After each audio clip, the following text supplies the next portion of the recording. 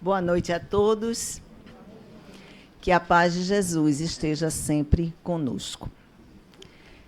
Durante o mecenato de Jesus, que durou 3 anos, ele proferiu um total de 4 sermões.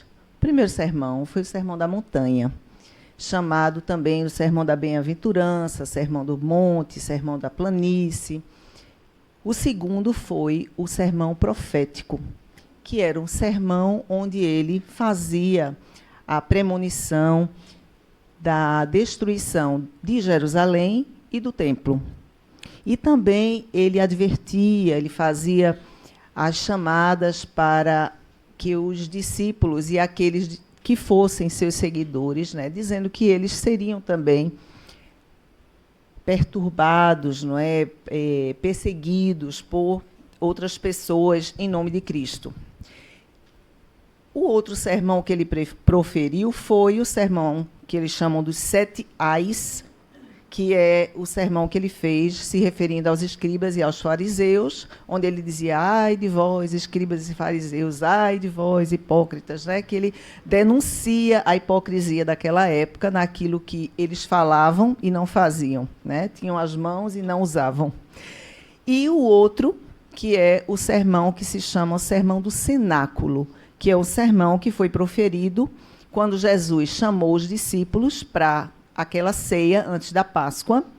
E, naquela ceia, ele, então, vai falar para eles sobre a importância de amarem-se uns aos outros, a importância de amarem a si mesmo, o outro como a si mesmo, onde ele também vai falar para eles sobre esse assunto que vamos conversar hoje. Então, esse é o contexto do evangelho que a gente vai estudar hoje. Foi uma conversa de Jesus com os discípulos durante a última ceia que ele teve antes da Páscoa, antes do sacrifício, do martírio de Jesus.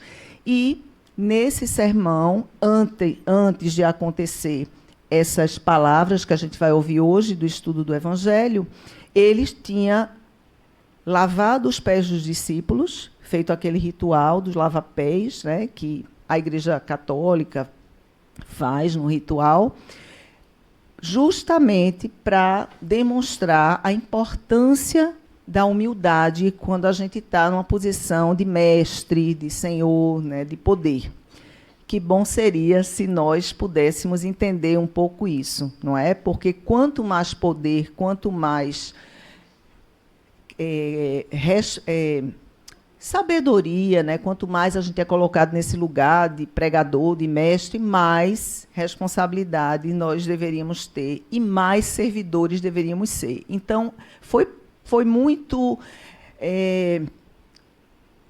como se diz, foi bem pensado isso que ele fez para os discípulos. Por quê? Porque era importante, a partir daquele momento que ele não ia mais estar com eles na terra, porque ele sabia que ele ia ser crucificado, ele ia morrer e tudo, que os discípulos entendessem que, a partir dali, eles seriam responsáveis de enviar mensagem para os 4 cantos da terra, digamos assim, e eles precisavam ter a consciência de que eles eram discípulos de Jesus, portanto, deveriam exercer a virtude da humildade. E foi nesse mesmo momento, antes de proferir essas palavras que vamos estudar hoje, que Jesus também falou que um dos discípulos iria traí-lo, que ele dá aquele pão molhado, né, para o discípulo que o trai, que é o Judas Iscariotes, e também é nesse momento que Jesus vai dar as últimas orientações aos discípulos sobre a questão de como eles deveriam proceder. E no continuar dessa passagem que a gente vai ver hoje, justamente Jesus também vai anunciar, que é o título do capítulo que nós vamos iniciar a estudar hoje, que é o capítulo 3, Há várias moradas na casa do meu Pai. Ele vai falar sobre essas várias moradas na casa do Pai. Ele vai falar também que para onde ele vai, os discípulos não poderão ir, e na época eles não entendem. Ele também vai falar que haverá um outro Consolador que ele vai enviar, que é justamente o advento do Espiritismo, porque os discípulos e todos aqueles, na época, na humanidade, ainda não tinham condições de entender tudo que ele estava falando. Então, ele, nessa mesma ocasião da última ceia. Então, assim, se você pegar o capítulo de João, que fala sobre isso, sobre essa passagem, que é o João, capítulo 14, nós vamos estudar apenas o versículo de 1 a 3, né? Mas o capítulo todo ele vai justamente falar sobre todas essas orientações para os discípulos, vai falar sobre isso, e é nesse capítulo também de João que a gente vai encontrar a questão da vinda do Consolador, do anúncio da vinda do Consolador, tá? Então, como é que inicia-se esse capítulo? Ele diz assim, ele está falando, vamos lembrar, ele está falando para os discípulos estão tristes, porque Jesus, de uma certa forma, está se despedindo deles, e eles sentem aquele clima, que é um clima de despedida. E aí Jesus diz, não se turbe o vosso coração, credes em Deus, credes também em mim. Há muitas moradas na casa do meu Pai. Se assim não fosse, já eu vos teria dito, pois me vou para vos preparar o lugar. Depois que me tenha ido e que vos houver preparado o lugar, voltarei e vos retirarei para mim, a fim de que onde eu estiver, também vós aí ainda estejais. Então, ele está anunciando que ele vai embora. E os discípulos ficam todos um olhando para a cara do outro. Como assim? Jesus vai embora? Vai para onde? Na continuação do Evangelho, inclusive, Tomé diz assim, mas, Senhor, você vai para onde? Né? E por que a gente não pode ir com o Senhor? Então, veja que os discípulos, apesar de serem companheiros de Jesus, né, viram todo o messianato dele, os discípulos eles também ainda não entendiam por completo aquela mensagem simbólica, não é? E um pouco aprofundada daquilo que Jesus estava falando, porque eles ainda estavam pensando numa localização geográfica, que Jesus ia para algum lugar e que eles não podiam ir. Por que eles não podiam ir para aquele lugar? Né? Então, veja que eles ainda estavam pensando a nível material, não estavam pensando a nível espiritual, apesar de entenderem emocionalmente que tinha alguma coisa ali, que Jesus estava se despedindo deles. Né? Então, esse sermão é muito interessante, vale a pena a gente dar uma olhada no Evangelho de João. E quando ele fala assim, que ele vai preparar o lugar para esses discípulos, né, é como se ele tivesse indo e ele tivesse, digamos assim, arrumando o espaço. Eu fiquei pensando assim, fazendo uma analogia, por exemplo, não é? Quando a gente vai receber alguém na casa da gente, né? Às vezes a gente se adianta, vai lá primeiro, faz uma faxina, arruma o lugar, prepara, não é? Para que aquela pessoa que chegue, ela seja justamente bem recebida, bem acolhida, tenha as coisas que ela precise. Então, da mesma forma, Jesus estava dizendo que ele ia, não é? E eles iriam logo depois.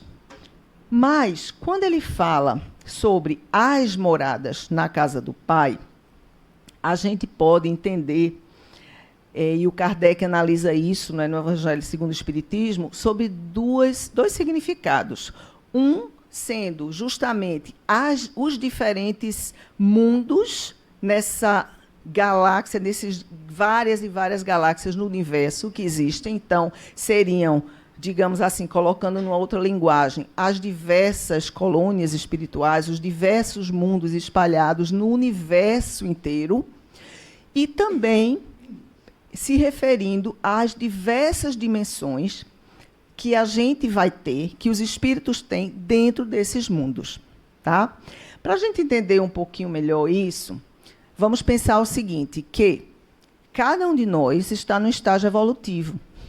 E esse estágio evolutivo, da mesma forma como aqui na Terra, a gente tem pessoas, não é, que são mais avançadas espiritualmente do que outras, mas todos nós ainda estamos, digamos, no mesmo estado de espírito imperfeito, todos habitamos esse mesmo planeta. É como se o planeta Terra, que é o planeta de provas e expiações, é um planeta onde predomina-se mais ainda o mal do que o bem, onde as pessoas ainda não são evoluídas, onde a gente ainda cultiva orgulho, inveja, egoísmo, todas essas virtudes ainda não são tão desenvolvidas, a virtude da paciência, do perdão, da caridade, do amor.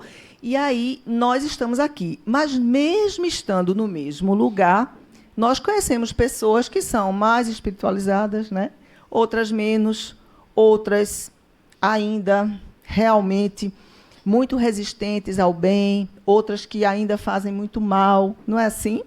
Então, estamos numa mesma casa, numa mesma morada, mas esse estado que cada um está é diferente. Então, quando ele fala, novamente, nas várias moradas na casa do Pai, a gente pode entender esses dois sentidos. Tanto a morada no sentido de para onde a gente vai, quando a gente desencarna, como a morada sendo a nossa morada interna, de como a gente está e de se desenvolvendo dentro de cada um desses espaços. Tá? E aí ele prossegue dizendo o seguinte, o item de hoje, que é diferentes estados da alma na erraticidade. Então, a casa do Pai é o universo. As diferentes moradas são os mundos que circulam no espaço infinito e oferecem aos espíritos que neles encarnam moradas correspondentes ao adiantamento dos mesmos espíritos. Então, vamos fazer uma outra analogia bem grosseira, como se Deus fosse o proprietário, né, desse universo todo. E aí, dentro desse universo, há várias terras, várias propriedades, e cada um, quando desencarna, né, quando o corpo físico da gente morre, nós vamos para alguma dessas moradas. Tá? Quando a gente morre aqui na Terra, por exemplo, a gente vai geralmente para uma morada no cemitério, né, uma cova, alguma coisa assim. Mas quando a gente desencarna, a gente vai para algum lugar. Esse lugar, tá, é o que nós chamamos, eles chamam da erraticidade. Então, a erraticidade, os diferentes estágios da alma na erraticidade, é justamente esse lugar, esse estado, onde os espíritos que vão passar um tempo no plano espiritual para depois reencarnarem, eles ficam, não é? Talvez fazendo uma analogia com o catolicismo, o purgatório, né? O antigo purgatório, onde as almas ficam lá esperando, só que tem a diferença, lógico, não é? Que não acredita-se na religião católica que existe uma outra vida, outras vidas, e nós acreditamos. Então, erraticidade é justamente esse lugar, né? Entendamos lugar não como uma coisa geográfica, mas esta localização, talvez essa colônia, para onde nós iremos quando nós desencarnamos, para que nós fiquemos lá um tempo e depois retornemos à Terra ou a outros planetas, para que a gente possa continuar a nossa evolução. Continuando, ele diz assim, independentemente da diversidade dos mundos, essas palavras de Jesus também podem referir-se ao estado venturoso ou desgraçado do espírito na erraticidade. Então, ele fala, né, dessa erraticidade, explicando justamente que é esse estado temporário do espírito que ele fica, enquanto ele está de uma reencarnação para outra. Então, eu desencarno, vou para algum lugar, enquanto eu estou lá, eu estou como um espírito errante. Errante por quê? Porque eu ainda não atingi a perfeição, ainda não atingi o estágio de um espírito puro e continuo errando em algumas coisas, mas vou voltar para continuar meu processo aqui de evolução. Tá? Mas essa palavra errante, não é, ou erraticidade, não significa que o espírito fique perambulando por aí sem fazer nada, né? Então, eu desencarno e eu fico por aí como alma penada. Não. Tem um propósito, tem um lugar. E cada lugar que a gente vai tem a ver com aquilo que a gente precisa continuar daquilo que a gente começou a viver aqui e que precisa depois dar continuidade. Então, É muito interessante, né, a gente estudar esse tema, porque ele vai justamente estar naquele lugar para esperar, como se fosse se maturando, para que ele esperasse voltar para cá. Mas os espíritos que já são espíritos puros são os únicos que não ficam nesse estado errante. Então, quais são os espíritos que vão ficar no estado errante? Quando a gente olha, por exemplo, o Livro dos Espíritos, na escala espírita, que fala dos espíritos, não é? Puros, os espíritos bons e os espíritos imperfeitos, nós ainda somos esses espíritos imperfeitos. Então, os espíritos que vivem nesse estado da erraticidade seriam os espíritos imperfeitos e os espíritos bons, que ainda não são os espíritos puros. Tá? Por quê? Porque eles ainda vão reencarnar. Os espíritos puros são os únicos que não reencarnam mais, porque já estão num estágio, não é, muito próximo àquilo que se espera de todos nós, que seriam justamente os chamados os anjos, os querubins, os serafins, né, os ajudantes, os assistentes de Deus. Tá? Então, conforme se ache o espírito, mais ou menos depurado e desprendido dos laços materiais, variarão ao infinito o meio em que ele se encontre, o aspecto das coisas, as sensações que experimente e as percepções que tenha. Então, veja só, se eu sou uma pessoa aqui, né, na Terra, extremamente ligada às coisas materiais, eu ainda, né, sou muito presa a algumas paixões e a algumas coisas, muito apegada a algumas coisas. Quando eu for para um mundo espiritual, eu vou provavelmente ainda para para estar na erraticidade daquilo que eu plasmo, daquilo que eu preciso. Então, vamos supor, eu sou muito ainda apegada a todas essas coisas, então eu vou viver no mundo espiritual, pelo menos quando desencarnar, logo naquele momento que eu desencarno, de acordo com aquilo que eu plasmo, que é o meu mundo. Então, um mundo que ainda, por exemplo, tem comida, um mundo que ainda tem minhas joias, então eu posso ainda me ver com joias, eu posso ainda me ver, né, com aquelas roupas, aquelas pompas. Às vezes, na reunião mediúnica, a gente vê isso, né?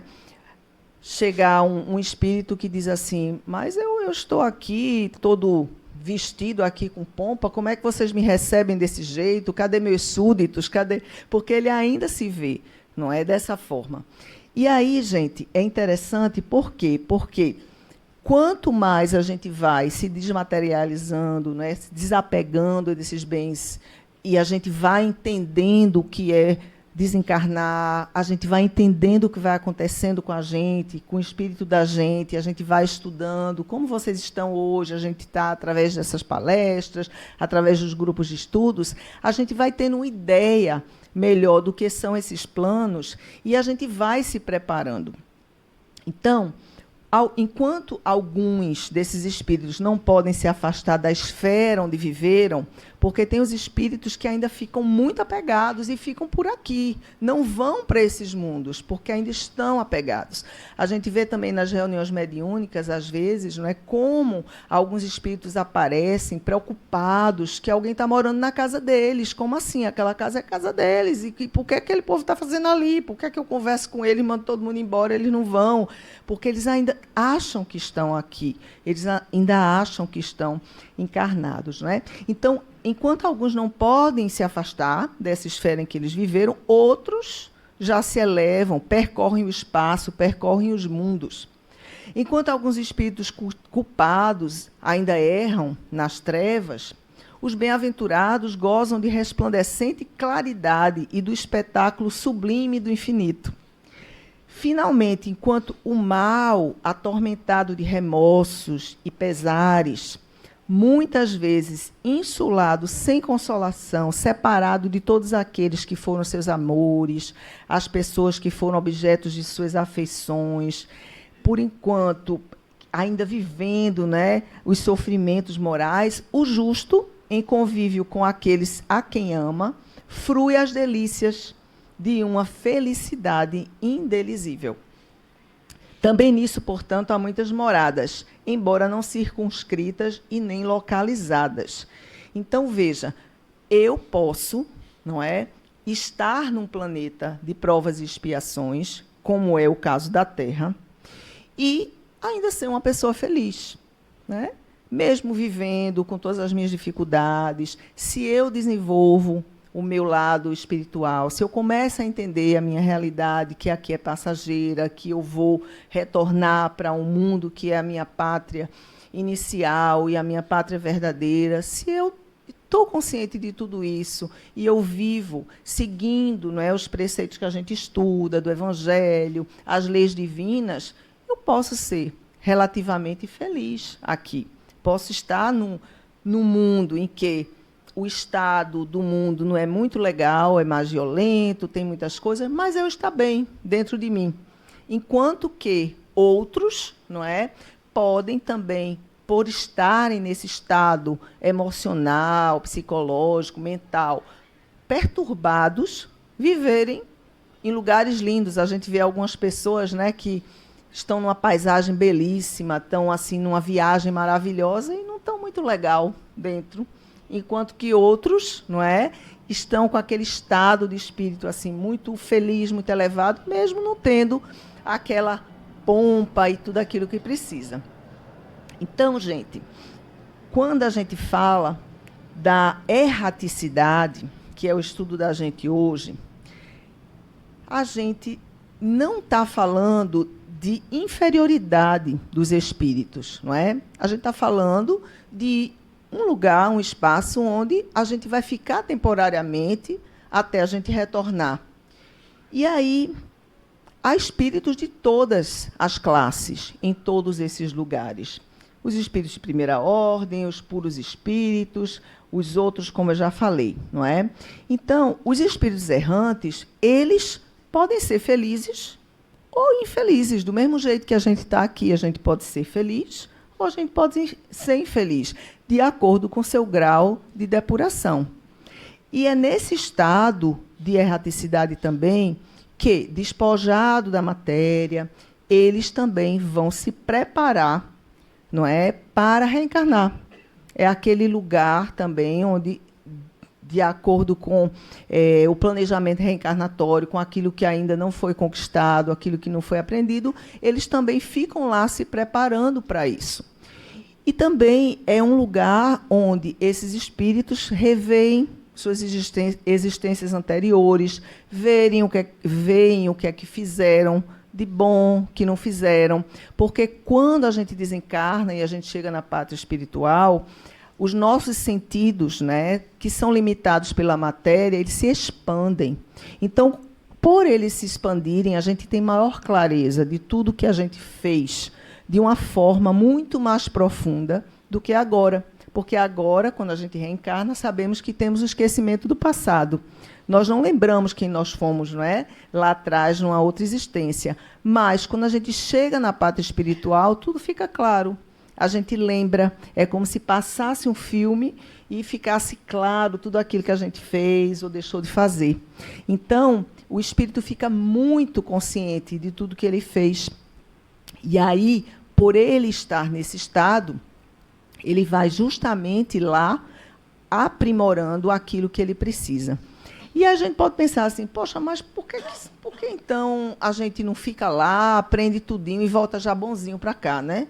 Eu sempre tive essa dúvida. Por que a gente tem que reencarnar? Por que a gente tem que reencarnar? E aí, isso é uma das perguntas que a gente vai ver aqui, que tem no Livro dos Espíritos, que daqui a pouco eu falo para vocês. Porque era uma pergunta que eu tinha também, né? Se lá a gente aprende tanta coisa, porque você pode estar lá no mundo, não é? E você pode, digamos, ter que aprender alguma coisa nova, ou querer aprender alguma coisa nova. Então, você vai para um outro mundo, você vai para um outro lugar. Não é que você fique só naquele lugar. Você pode ir para uma outra colônia como a gente faz aqui, intercâmbio, né? A gente vai para um lugar para aprender uma coisa diferente, uma língua diferente, uma habilidade diferente, ou a gente vai para uma outra escola, uma outra universidade, faz um outro curso, para a gente aprender coisas diferentes. Os espíritos lá também fazem isso. Então, a gente vai evoluindo e, às vezes, a gente pode, dentro de um planeta, ou de vários planetas, ou de várias colônias, que são, mais ou menos, não é, na mesma faixa vibratória da gente, da condição da gente naquele estado, a gente pode, sim, ir para uma outra colônia e aprender outras coisas lá. Tá? Agora, o que a gente não pode é, não sendo ainda o espírito evoluído, habitar algumas colônias que são mais evoluídas. É o exemplo, por exemplo, da mãe de André Luiz. Não é? Não sei se vocês lembram no livro Nosso Lar, mas o André Luiz ele foi visitado pela mãe dele, que já vivia numa colônia espiritual mais avançada que ele, e ele podia receber a visita dela, porque ela era um espírito mais superior, então ela podia transitar por vários mundos, mas ele não podia ainda ir para a colônia que ela ia. Mas pode acontecer de, mesmo a gente não habitando, não tendo permissão de habitar uma colônia mais avançada ou um mundo mais avançado, uma morada do nosso pai mais avançado, de termos a permissão de conhecer aquela morada, porque conhecendo aquela morada, eu posso ter um incentivo de querer ir para lá. É como se a gente aqui morasse no Brasil e, de repente, poxa, eu tenho vontade de conhecer um outro país, né? Então, eu vou lá e visito esse outro país. Mas eu ainda não tenho condições de ir para esse país, porque eu não falo ainda a língua, eu ainda, né, não tenho condições financeiras, talvez, ainda não tenho um visto para ir, ainda não tenho, né, condições de ficar, enfim. Então, o que é que eu vou fazer? Eu vou me aprimorar, se eu quiser morar naquele país, para eu conseguir chegar lá. Então, eu posso habitar uma morada do meu pai, que é uma morada, digamos assim, mais simples, mais modesta, antes de ir para uma morada superior, mas eu posso trabalhar também no estado de erraticidade para chegar lá.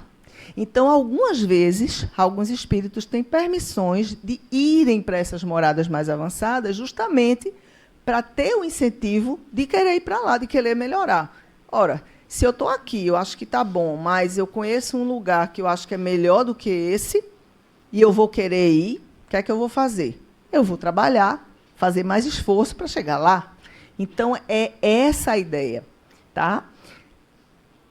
No Livro dos Espíritos, na parte 2ª, no capítulo 6, quando eles falam da vida espírita, eles têm uma passagem, né, as perguntas de Kardec para os espíritos, especificamente para essa questão dos espíritos errantes.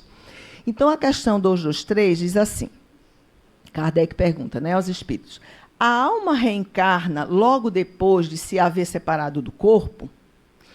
E eles respondem, algumas vezes reencarna imediatamente, porém, de ordinária, só o faz depois de intervalos mais ou menos longos.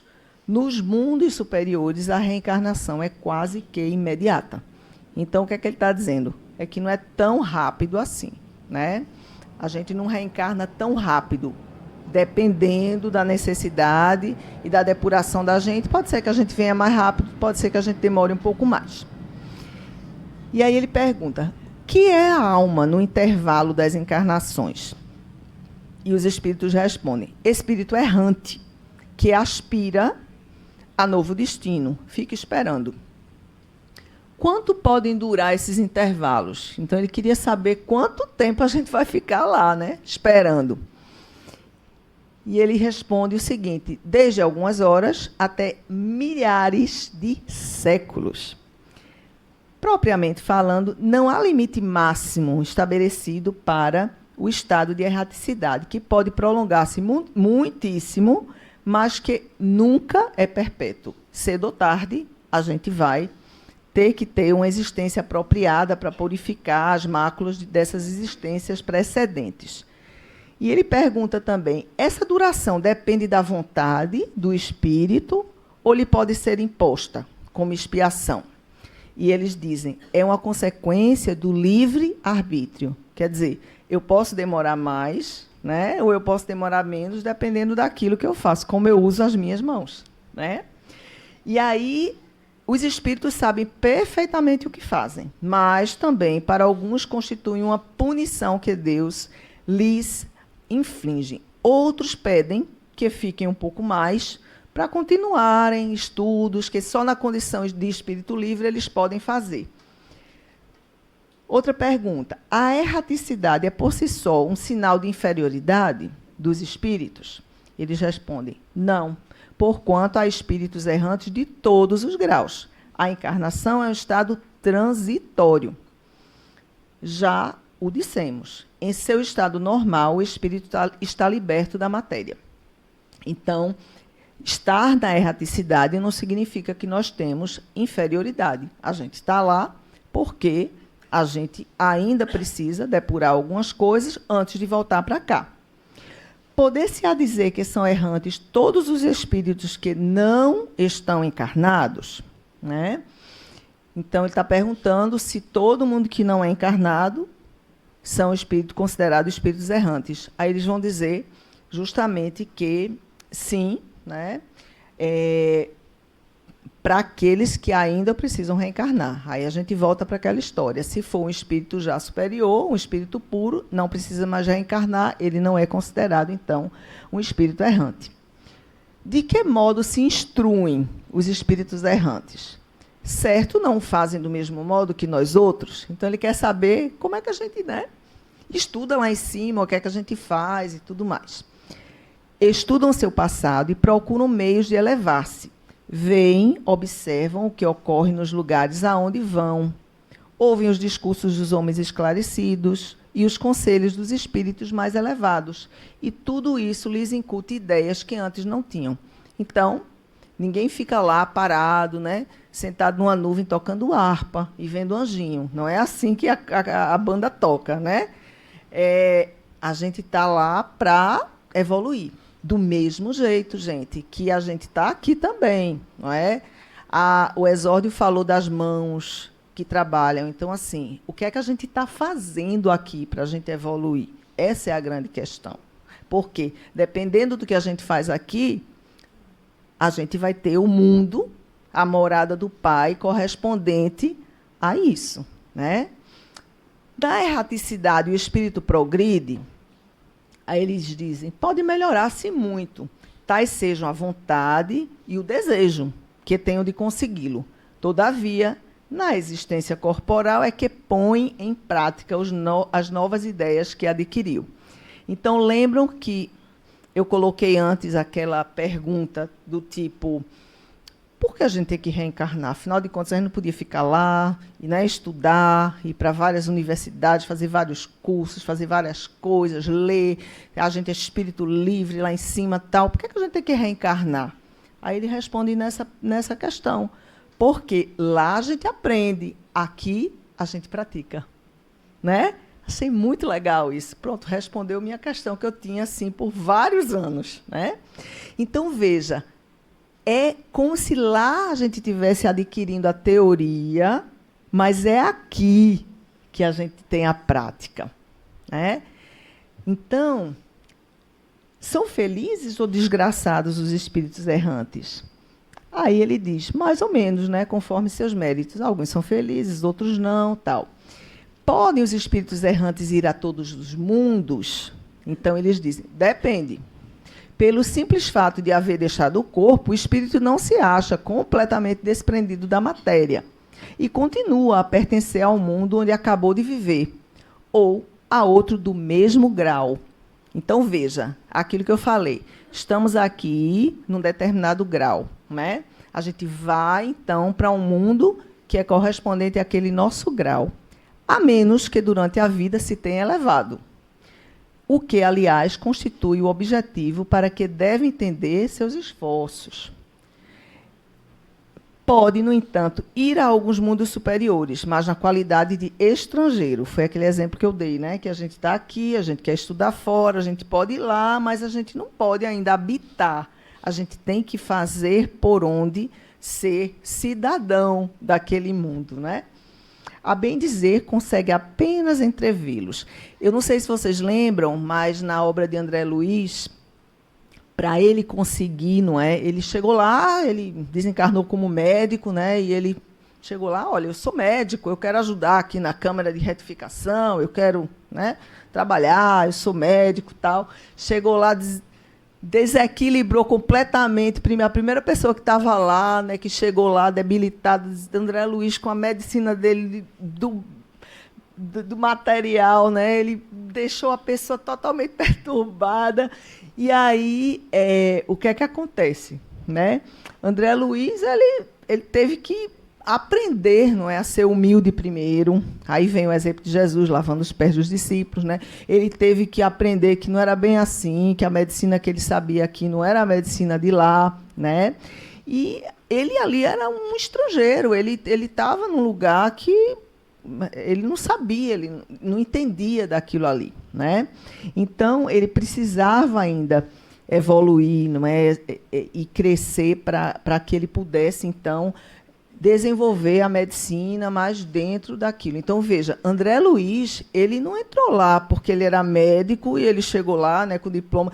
E aí tem uma cena bem legal, não sei se vocês lembram do livro ou do filme, né, para quem viu, que tem uma hora que, assim, ele começa a perceber, né, que ele precisava ser humilde para ele conseguir as coisas. Ele não podia chegar assim, dizer que era médico e era assim, vamos lá, eu vou atuar, sou médico. Aí tem uma cena que ele está assim, varrendo o chão, né?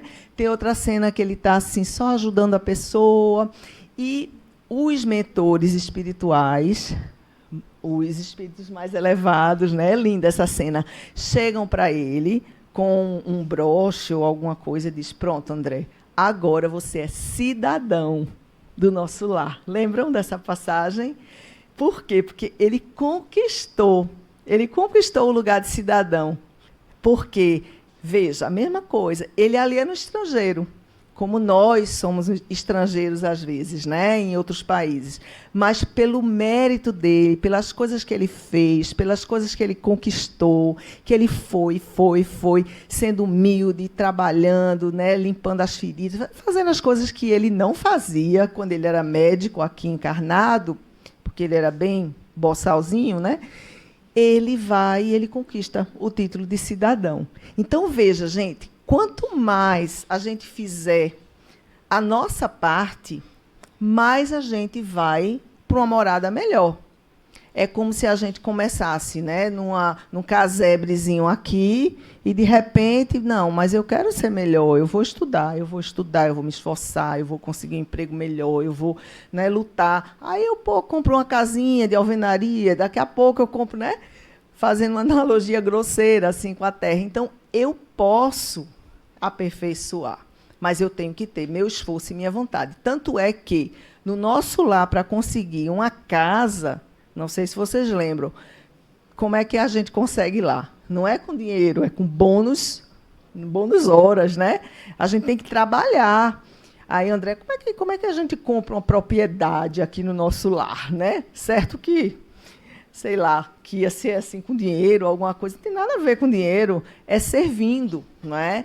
E para ter uma casa em nosso lar, eles dizem lá, 30.000 horas bônus, né, de trabalho. Então, ó, 30.000 horas bônus de trabalho, imagina, nunca fiz o cálculo, mas são muitos e muitos anos. Eu acho que André Luiz estava aqui a semana passada e ele fez o cálculo, né, 100 e tantos anos de trabalho, não sei. Enfim, gente, então, ó, a gente precisa fazer nossa parte, né?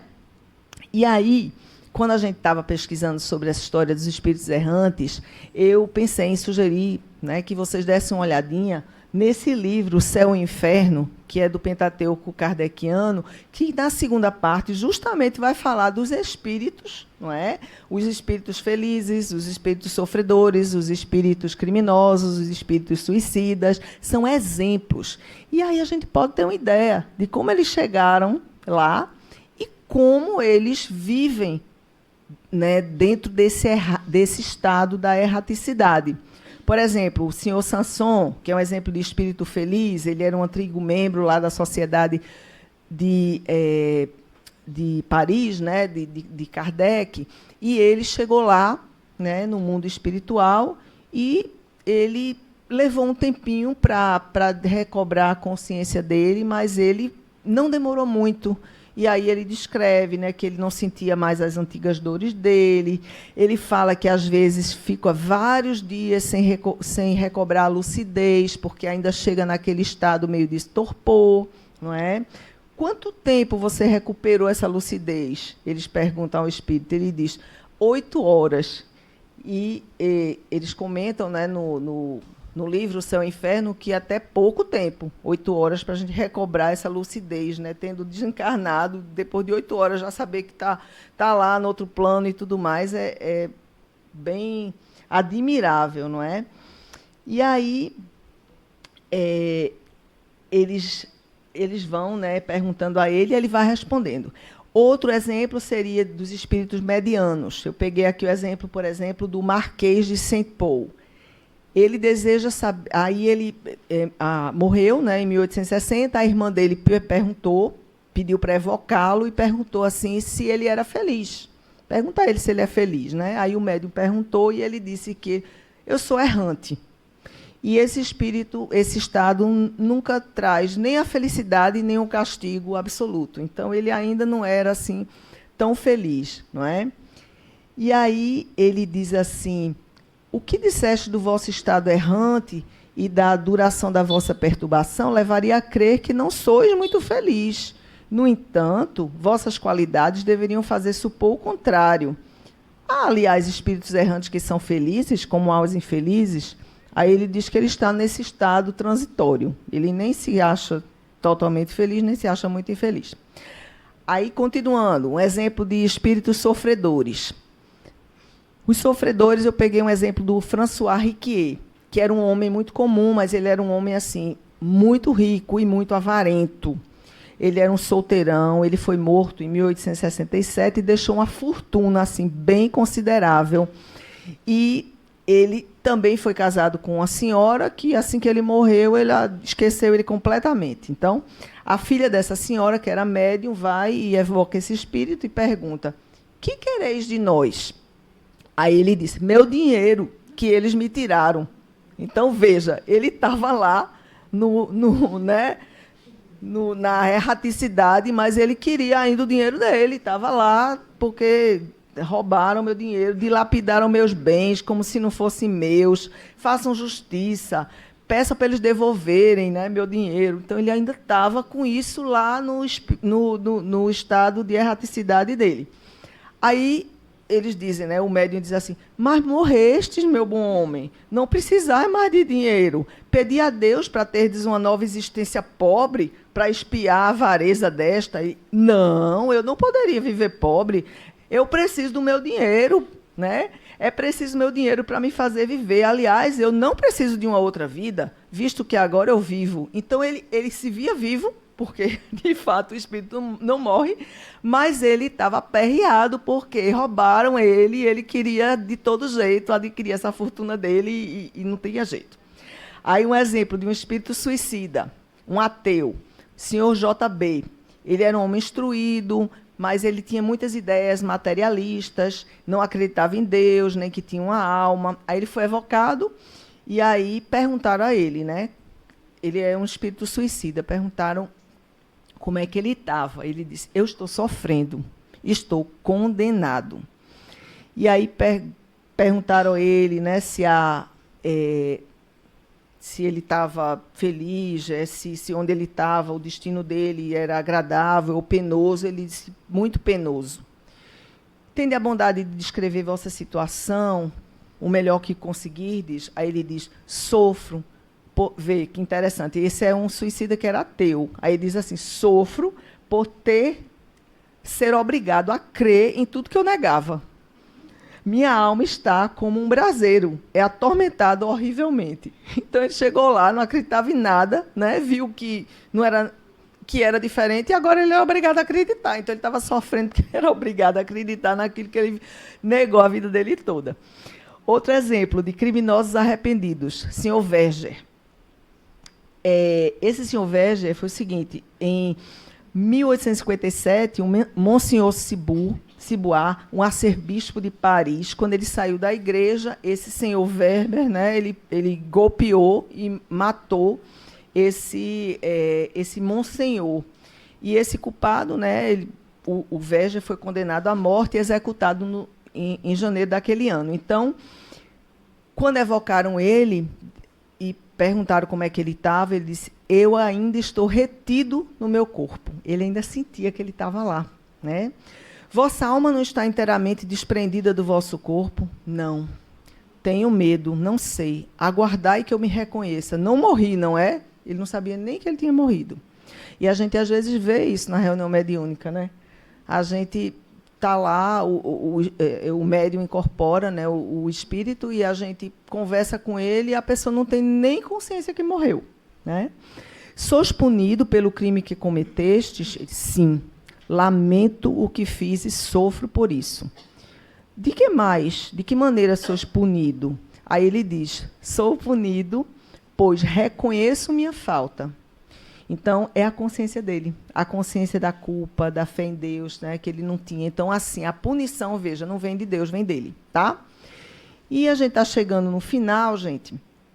São alguns exemplos, né? E, assim, a gente tem exemplos, por exemplo, de vários livros, várias obras espíritas. E eu queria concluir dizendo para vocês o seguinte: existem várias e várias colônias espirituais. Há várias moradas na casa do meu pai. E nos livros de André Luiz, ele descreve várias dessas colônias. Então, em cada um desses livros, nós podemos ver algumas colônias que ele menciona. Por exemplo, no livro Libertação, ele fala da colônia chamada Cidade Estranha. Entre a Terra e o Céu, Lar da Bênção, que é onde Meimei mora. Sexo e Destino, por sinal vai ter até um filme agora, né? Sexo e Destino. O Almas Irmãs. E a Vida Continua, Cidade Lar, o Nosso Lar, que é a colônia Nosso Lar. Os Mensageiros, ele fala do Campo da Paz. Obreiros da Vida Eterna, Casa Transitória de Fabiano. No livro Ação e Reação, Mansão da Paz. Então, veja, nas obras espíritas de André Luiz, ele vai descrevendo. E é interessante a gente ler, porque ele vai dizendo exatamente que colônias são essas, né, espirituais, e qual é o propósito delas. Inclusive, eu estava pesquisando aqui sobre as outras colônias, as colônias, por exemplo, que estão aqui no nosso Brasil, né, porque se a gente for pensar nas várias moradas na casa do pai, a gente tem as colônias espirituais que ficam aqui por cima, né, do Brasil, da América do Sul, os outros continentes, e eu estou falando só do nosso, né, nos nossos 5 continentes aqui. Mas tem colônias que ficam acima da Bahia, o Nosso Lar que fica acima do Rio de Janeiro, né? Tem uma colônia, por exemplo, que recebe as pessoas e eles têm missas para essas pessoas, então são as pessoas assim, que ainda são ligadas, né, muito à religião. Tem colônias que recebem os escravos, né, que foi fundada na época da escravatura. Então, é muito interessante, né, esse estudo. E a gente pode aprofundar cada vez mais. Mas, para concluir, vamos pensar o seguinte, não é? Há várias moradas na casa do meu pai. Então, entendemos que essas moradas são essas localidades, né, essas colônias, mas também o nosso estado, como a gente chega lá. Não é isso? Então, a pergunta que não quer calar é: o que estou fazendo hoje para adquirir a melhor morada na casa do meu pai? Né? O que é que eu estou fazendo hoje? Por quê? Porque se eu não estou fazendo nada, se eu não estou me aprimorando, se eu não estou me aperfeiçoando, tudo bem, eu posso fazer isso no plano espiritual. Mas sabe lá quando é que eu volto? Sabe lá se eu volto para a Terra? Né? Sabe lá se eu volto para um planeta de provas e expiações? Porque a gente sabe que o espírito não retroage, quer dizer, a gente não vai para um lugar pior, lógico, né, do que a gente já esteve ou está, mas a gente pode estacionar e ficar num outro planeta primitivo, porque a Terra está nesse processo de regeneração. E quando a Terra passa por esse processo de regeneração, os espíritos que estão acompanhando essa vibe, né, essa energia e tudo que está acontecendo, vão seguir. Então, a gente vai se transformar, e já está, não é, nesse processo dessa transformação, mas pode ser que a gente não tenha a oportunidade de vir novamente, não é, para a Terra ou para um planeta, digamos assim, que a gente evolua um pouco mais. Então, que a gente se esforce aqui, porque o que existe aqui, gente, existe lá, não é? O que a gente plasma aqui, a gente plasma lá. E o mundo que a gente for, nessas grandes moradas do universo que existem, porque a Terra não é o único planeta, obviamente, né, do universo, o nosso sistema solar e tudo mais não é a única coisa, é impossível pensar nisso. Então, nós precisamos fazer nossa parte. E o convite é esse, que ao estudar esse capítulo, não é, que inicia hoje, que vai dar continuidade durante esse mês, há várias moradas na casa do meu pai, que a gente possa estar trabalhando para que cada vez mais a gente se aprimore e vá para uma morada melhor. Certo? E é isso, gente. Ficamos por aqui hoje. Muita paz para todos e que a gente possa trabalhar cada vez mais para conseguirmos nos melhorar a cada dia.